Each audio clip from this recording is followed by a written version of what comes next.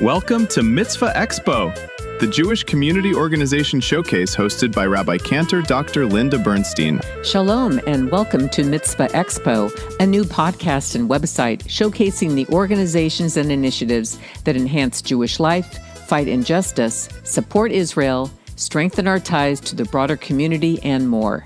I'm Rabbi Linda. Our goal is simple.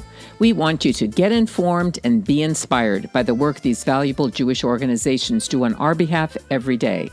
Alongside this podcast, our website at mitzvahexpo.org serves as a companion hub.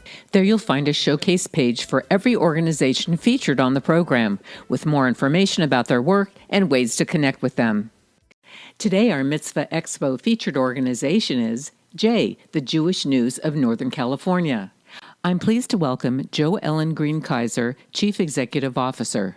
Jo Ellen became the first CEO of J, the Jewish News of Northern California, in 2022. As CEO, she works closely with the board to set organizational strategy, manage finances and operations, and with the J's publisher and editor-in-chief. Jo Ellen works to deepen J's impact in the Jewish community, but also establish it as a player across the wider journalism landscape, covering topics of concern among California's Jews and other communities, particularly marginalized groups and racial minorities.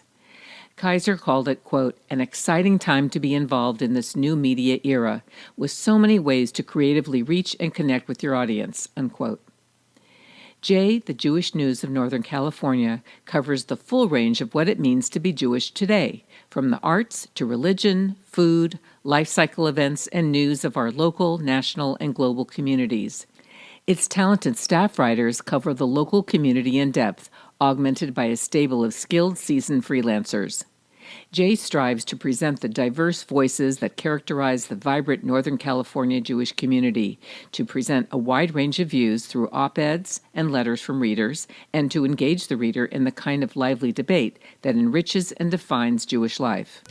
Welcome to Mitzvah Expo. I'm Rabbi Linda Bernstein, and today we are very fortunate to have the CEO of the J Weekly, known as the Jewish News of Northern California, Jo Ellen Green Kaiser. Thank you so much for joining me today. Thank you so much, Rabbi Bernstein. This is just really fantastic. Thank you for having me. Great. We're excited to showcase the J Weekly. As I mentioned to you before we began the program, I've known about the J, which used to be called the Bulletin, for literally decades. And it's kind of an institution in San Francisco and the Jewish community, and helps to educate all of us and inform us and keeps us cultured and do all the things that a wonderful Jewish newspaper as yours does. And so I would like to know, first of all, just for those of us who are not familiar with the J Weekly, tell us a little bit about it and how you define your mission today.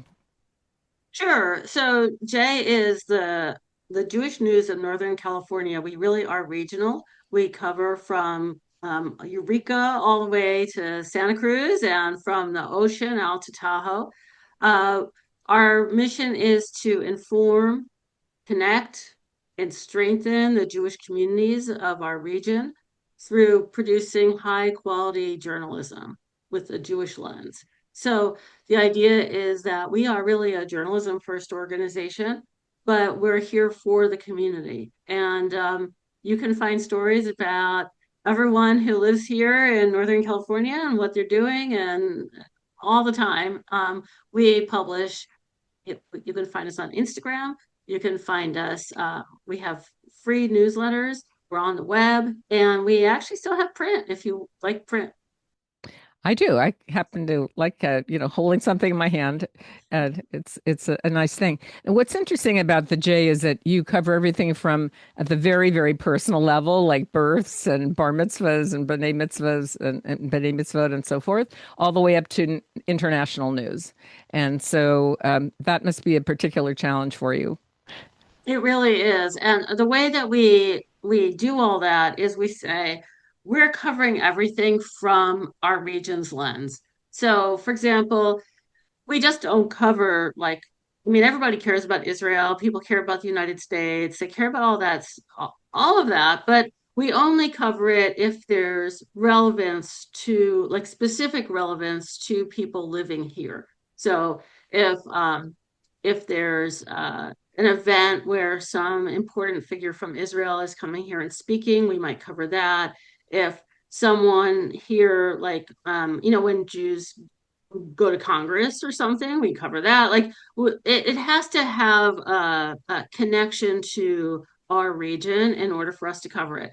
We will we will bring in wire stories from our friends at JTA and the Forward and Haaretz if we feel like there's stories that are interesting for a population that they might not see otherwise. But we ourselves only write and produce stories from the lens of the region. What do people often misunderstand about Jewish journalism, especially a community-based publication like the J? So many things. I mean, I think within our community, like within the Jewish community, people sometimes think that we have like a particular point of view. And we do, in the sense that our point of view is we're for the Jews of Northern California. Like, we care about Jews in Northern California, we care about Judaism, but we don't really have any other point of view. I mean, we have a really huge diversity of views and here political views and others, and we try not to take sides. We are we support Israel as as an important part of the Jewish community. So in that sense, we have values around things like Israel and the importance of, Jewish community, but we don't take political views. Outside of the Jewish community, the funny thing is that people think we're a religious publication. And as you'll know, if you've read our content, we do have a regular Torah column. Like, we cover what's happening in Jewish institutions, but we are not the place to get your religious life satisfied. You maybe just give us a little flavor of it each week, right? Yeah, that's right. We just actually today ran a opinion piece by a local rabbi in Sacramento talking about how they're now welcoming non-Jewish members to their conservative synagogue. So that is about religious life, but we're not actually giving you prayers or anything like that. Mm-hmm. So, having had some connection with the J in terms of things that I've written personally, some articles have been accepted, and I guess I've had about 3 different articles that have come out over the years. Then there's some other ones that have not been, and I'm always curious to know how do you and your team decide which stories rise to the level of major coverage or front page attention, or even page 10 or 11? Well, fortunately for me, I have a very hard job, but the one thing I don't do is make decisions about which stories get in and which don't. Thank God I have an editor who does that. But in general, we're looking for stories that are super relevant to the community. We're looking for stories that have something new that people haven't heard about before. And I feel like um, that's people tend to fall uh, the problems tend to come there. So for example, sometimes organizations will want to send stories to us about like a specific event they have. Like, it's very common for a synagogue or an organization to say, hey, we're having like this event, and it's like, great, but you know what, 300 other organizations also are having events just like that. And we're here for the entire community. And, you need to advertise that event and talk about that event in your newsletter and not for the whole community. Um, and then the other thing is that, yeah, sometimes it's just not news per se. It's something that has been done multiple times and there's nothing different this time, so we're not going to run it. Those are usually the main criteria that where folks fall through. Um, every once in a while, yeah, I would say that. I mean, that's those are the criteria, and our point of view is going to be different from the point of view of the writer. Like, for the writer or the person submitting, everything is really interesting, and for us, we've seen it before, so it's not as interesting. And it's a little bit, that's where you rely on the experience, and we have we have so much experience on our staff, and so that's part of it, is that people have really seen everything already. So it's, I guess, if you were going to summarize that, it's relevance, it's interest to a broad scope of people, and it's something maybe unique or different Unique, or, fresh, yeah, different. Yeah. fresh. Yeah. Okay. Yeah. So you have to balance being an independent journalistic entity, and and also your responsibility to the community. And we're in such an opinionated time. I think that's a particularly big challenge. Can you share an example of a story where the editorial team had to make a very difficult judgment call on whether to include a story or whether the story had to be kind of bent in a certain way in order to be acceptable to you? Yeah. You know, we will never sort of bend a story. Like we're either going to run it the way it is or not. Mm-hmm. Um, but I will tell you, this is probably not what you're thinking. But we've had an interesting issue recently around anti-Semitic incidents, and I think that that really goes to the heart of what we do and how we're different. Uh, we know that there's been dozens of anti-Semitic incidents, things that seem anti-Israel incidents, all kinds of things happening, especially in our schools and in our local community. And we've talked to several groups have been organized. I mean, we have the ADL, we have JCRC, and then other grassroots groups have come up like BAJC or BACA that are fighting against these anti-Semitic incidents. And they'll tell us there are hundreds of these incidents. We we do stories about anti-Semitic incidents, and we have a map of anti-Semitic incidents in the Bay Area at schools. That map now has, I believe, 28 incidents on it. Wow. To me, 28 is way too many. But the organizations, the grassroots organizations say, well, how come you have so few incidents on that map? Mm-hmm. Like we are hearing about many more. And that goes to how we operate. We only put on, first of all, we have criteria about what makes an incident anti-Semitic. So it has to be specifically an incident where someone is expressing hatred of Jews. So if it's, for example, if it's like a pro-Palestinian flag, we're not going to call it an anti-Semitic incident. It might be upsetting to the Jewish people, but it's not anti-Semitic. It's pro-Palestinian. Um, if someone is anti-Zionist and against Israel as a political organization, but they're not against Jews, then we categorize it as anti-Zionist, but not particularly anti-Semitic. And some people will disagree with us and they'll say, if it's anti-Zionist, it is anti-Semitic. But what we wanted to do in this map is call out specifically anti-Semitic incidents. So where it's actually hatred of us as Jews, no matter what our political positions are. And because we think that that's actually the worst kind of situation, that's the most difficult. And and so that's the first thing is we have really strict criteria. The second thing is that we only will do things that we can verify. So, in a lot of cases, parents will say, my kid, this thing happened to my kid, but they don't want to talk to us because they don't want to be public. We are willing to talk to people anonymously, but they have to talk to us. We need to know that there's like a human being who actually had this thing happen to them. We like to talk to the people at the school. We like to find out. Our reporters will actually go out and look at the whole incident. And we only will put things on the map if we can verify them in that way.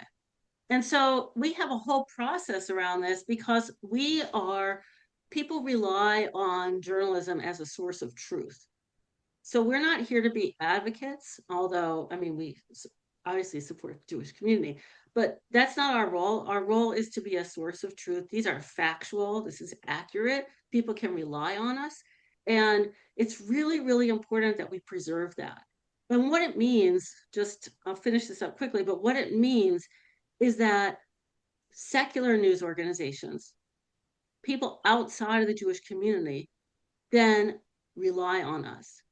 And so they don't think that, oh, we're just saying things because, we're Jews or whatever. They say, okay, these people, we can really trust what they say. And so if we say that we know that there are at least 28 verifiable anti-Semitic incidents, that can become a story that can be picked up by other news outlets, and it resonates in the non-Jewish world. And that's a really important role that we play, is making sure that non-Jewish people understand what our community is going through. So, do you also work with the ADL and JCRC, and so that you share that information with them, or they already like know it already, and so you're just kind of, you're just reinforcing what they already have, or how do you view your role in relation to those organizations? Because they've been ones that we've actually are showcasing on Mitzvah Expo as well. So I'm kind of curious about that relationship that you have as a newspaper and in the community. We partner deeply with all kinds of organizations in the community, and the ADL and JCRC are important sources of information for us. I would say it's very unusual that we run across something that they don't already know about. I mean, it happens once in a while, but they usually do. It's just their mission is really different from ours. And so we kind of often go along parallel tracks. A good example was the case of the Branham High swastika incident, where a bunch of young high schoolers uh, decided to make a swastika on their football field and put it on Instagram with a quote from Hitler. Mm-hmm. The JCRC knew about that incident, but their role is, as a community partner, to talk to folks at the high school to make sure it doesn't happen again in that high school. So for them, it was important, and I'm not going to speak on their behalf, but my understanding is that they went behind the scenes to talk to the high school and try to figure out what happened. Our job is to report the incident and say this thing happened and it really hurt people in the community, right? So we had really different roles. And so we were both involved in that high school. We were both there. We both knew about it. Our role was to tell the story, and their role was to talk to the community partner. And that's the way we work. Like we really value our partnerships in the community so much because we have different roles to play. Just curious, has there been any particular incident that or whether it's an incident or just any kind of an event that you discovered and then that had ramifications it kind of went the other direction, where something that you brought forth as a revelatory story then had an impact on these organizations and how they decided to go forward and do what they had to do? I think there are a few cases of that, but I don't think I would talk about them. Okay. All right. Well, let's keep those under wraps right now then. All right. All right. So obviously, as we mentioned, this is a very opinionated time, a very opinionated society. And even within the Jewish population, there's probably at least, 40 different opinions, at least, about different things having to do with Israel, the war, and so on. So how do you navigate? Like, you almost have to be like a King Solomon or something to kind of navigate internal disagreements within the community while maintaining a trust across a diverse readership. I think I think people look to us to do that. People look to us to like I said, we connect the community, and one of the things we do is connect the community to each other. We use our opinion section a lot for that purpose. We don't run our own editorials, but what we like to do is provide space for people in the community to have important things to say. And that's how that fosters a larger conversation in the rest of the community. And we choose those things very carefully. Especially if somebody's going to offer a very controversial opinion, we make sure it's somebody who is well known and has some standing in the community, like has support in the community. Um, we do get solicitations from people with radical ideas, or people who are on their own or whatever. But we're not really interested in that, because what we're interested in is fostering a conversation where somebody will say, oh, I didn't realize that so and so at such and such place actually had that position like that. I need to take that more carefully. I need to think more about that. And so I feel like having people who are have more institutional affiliations actually promotes deeper conversation than having people with who don't have those kind of affiliations. That doesn't mean that we won't run pieces by individuals, and we have sometimes, and but we actually sort of take a step back and say, is this person going to be believed? Is this a person who community members are going to actually be interested in, or are they just going to dismiss them out of hand? Because if they're going to dismiss them out of hand, then that doesn't help anybody. It doesn't help the person writing it. It doesn't help the community. Do you sometimes have like a count and counterpoint type of situation where you've got two different opinions and you're presenting them both in one kind of a piece? We only have two opinions. It's a Jewish community. We haven't done that. We've done it in the past. We might start doing it again. I'm not sure. I was sometimes I like roundtable discussions, but the thing is, one of the benefits of having like standalone pieces is that then community members can make up their own mind when they're listening, listening to them, and I think that's useful too. You have a letters to the editor section. Okay, so Very vibrant. that would I be encourage everyone to submit something, and we actually have our letters to the editor is the most open part of our news section because we just really want to hear from people. And like I said, with the opinion pieces, we tend to think, well, is this person going to be trusted or listened to? But in the letters, anything goes, really. I mean, we won't do anything that's, racist or whatever, but anything goes, really. Like we're very open to anything that anybody wants to talk about that's related to one of our stories. I guess that leads me to my next question, which is, are there any opportunities for greater involvement in what you do or some sort of, taking what, let's say, the J reports and then bringing it into the community and increasing involvement in various causes or organizations, some kind of a positive action in the community? How do you foster that? We have started putting links at the end of our stories to community organizations and to like, how can I help? What can I do? And we're going to be doing more of that. We've talked about that internally. We want to make sure that when people see something, they can take action. And one of the stories that I've been proudest of is a story we did back in 2023. It was a piece about the local San Francisco Hillel that serves actually like, I think, 7 colleges or something. And the piece was about how students at that Hillel were using it as a food pantry because they just didn't have enough money to buy food.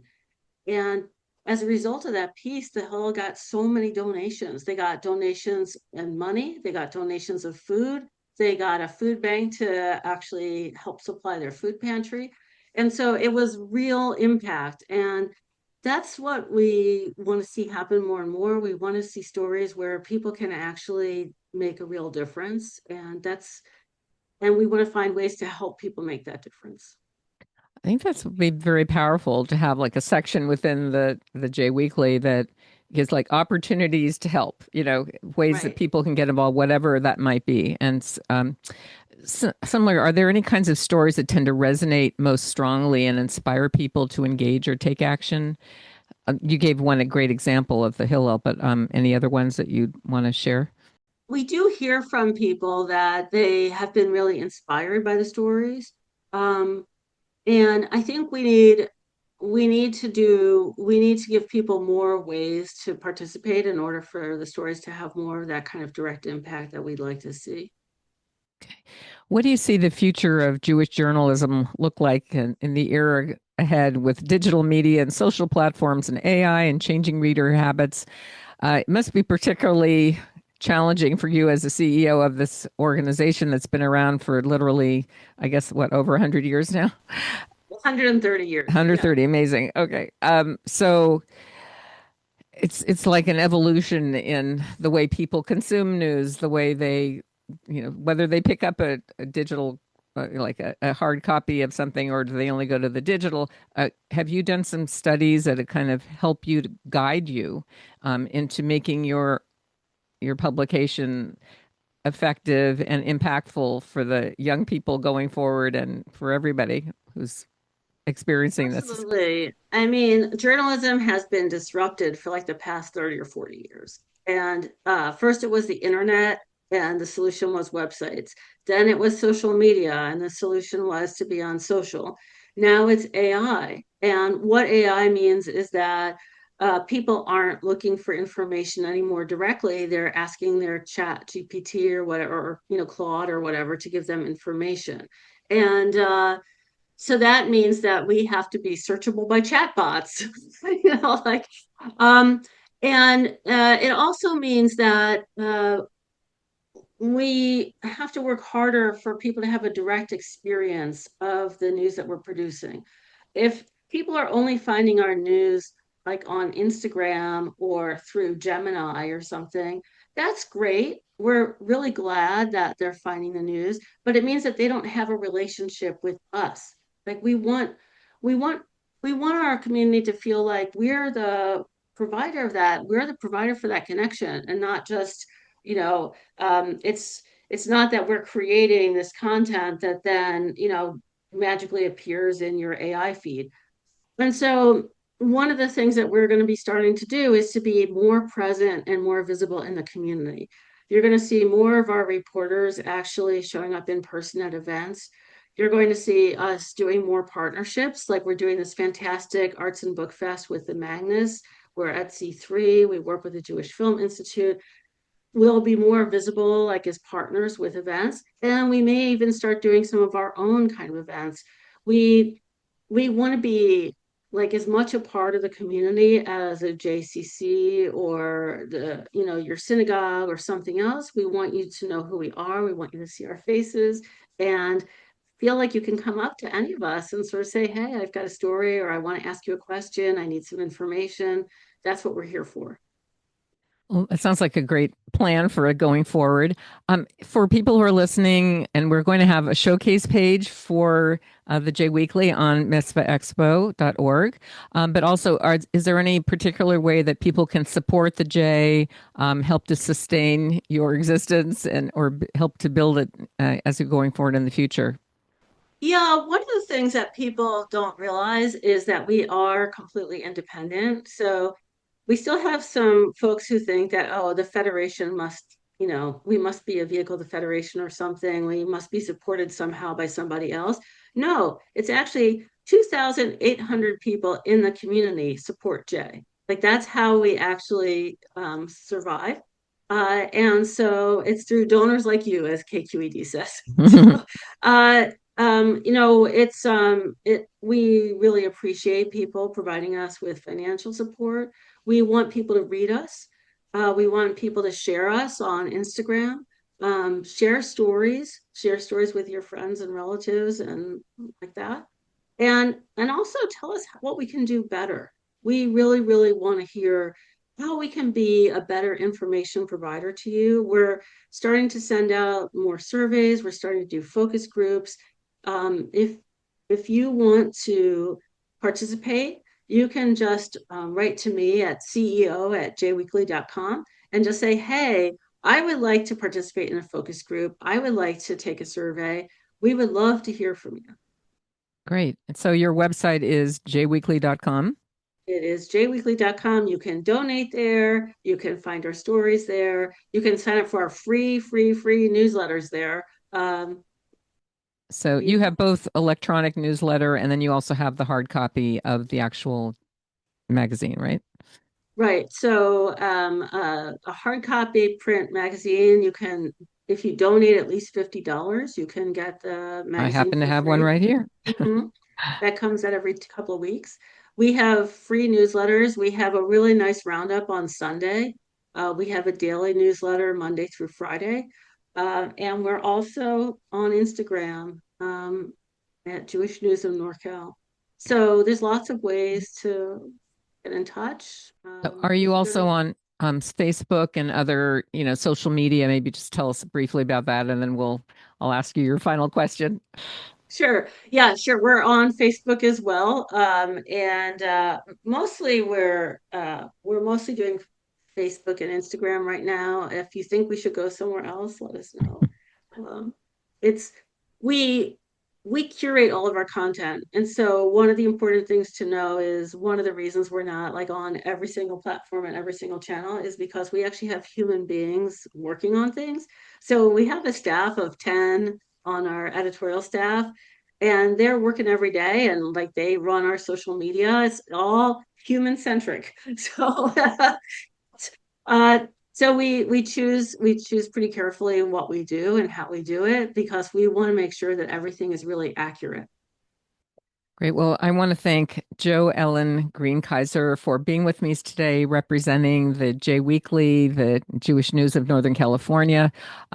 Jo Ellen, is there any final message you have for our Mitzvah Expo listeners who I hope will check out this recording and the showcase page on mitzvahexpo.org?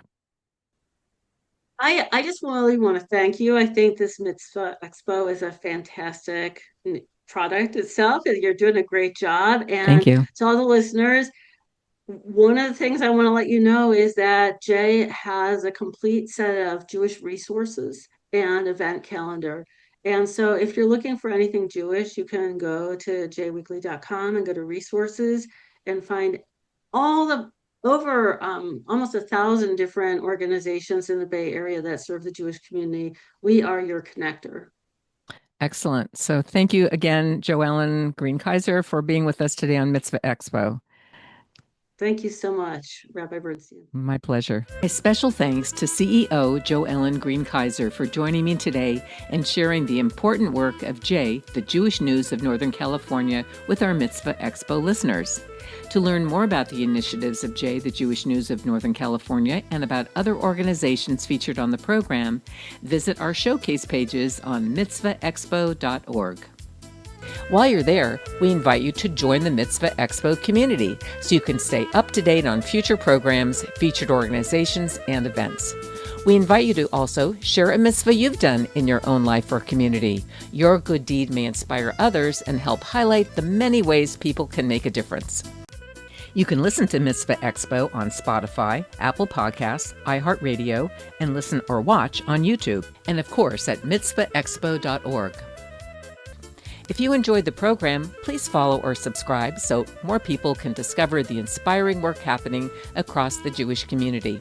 And we'd love to hear from you. Please write to me at rabbilindabernstein@gmail.com with your comments and suggestions for future featured Jewish organizations.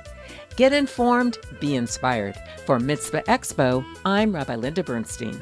You've been listening to Mitzvah Expo.